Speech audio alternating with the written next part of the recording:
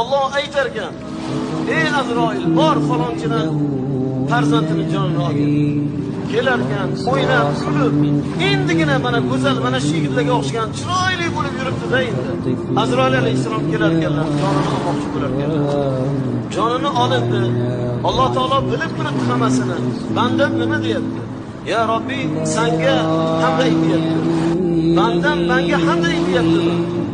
Uni gulzordagi gulini, pishgan mevasini, ko'zini qorachig'ini, qalbini mehrobini yulib olsam-a, u menga hamd aytyapti, hamd aytyapti. Alloh senga shukr aytyapti. O'zing berding, o'zing olding deb rozilar.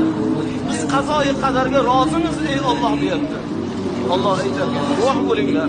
Bu bandalarimning gunohini kechirdim. Bu bandalarimning gunohini mag'firat qildim, guvoh bo'linglar. Qiyomatda bu bandalarimga